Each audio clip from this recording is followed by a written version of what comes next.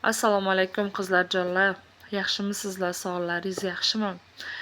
Domda turayotgan qizlarga bittagina maslahat bermoqchimanki, rayhonlarni xuddi mana shunday qilib ekib olishingizni tavsiya beraman. Bugun ertalab, endi kecha ertalab men rayhonlarimni kesib oldim. Yulib oldim.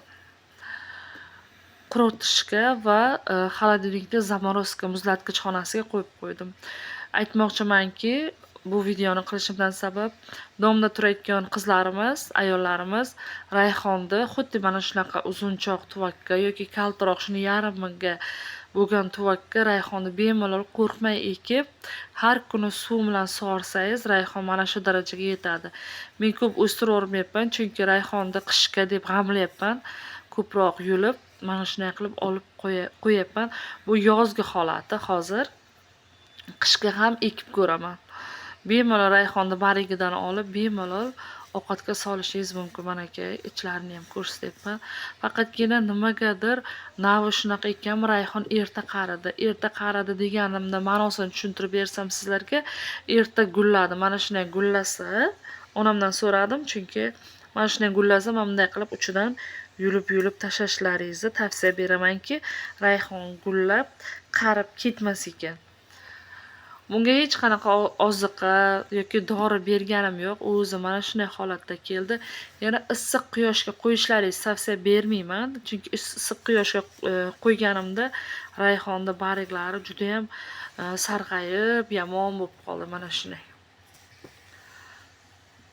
Mana shunday qilib bemalol yulib ovqatga solishingiz mumkin. Juda ham shirin, hidli, mazali ekan. Bunga rayhonni orasini ko'rishlaringiz mumkin. Juda ham zich qilib ekkanman.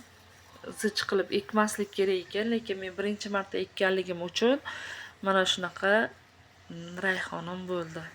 Domga turayotgan qizlarimizga rayhon ekishni tavsiya beraman. Zo'r bo'lar ekan, juda ham zo'r bo'lar ekan. Qishga ham ekib ko'raman, kuz oldi ekib ko'raman. Qani, xuddi shunday bo'larmikan, yo'qmikan ko'ramiz. Sizlarga bitta maslahat. Yana shu qatorda shuni aytmoqchimanki, kanalim yangi. Iltimos qilib qolaman. 6 ta qizim bilan mana shu videolarni olib, video joylashga harakat qilyapmiz, video olishlarga harakat qilyapmiz. Qizlarim har bitta kommentariyani o'qiydi qiziqish bilan. Mana shu videolarga layklarni, kommentariyalarni juda ham xursand bo'lib ko'rishadi. Sizlardan iltimos qilib qolaman.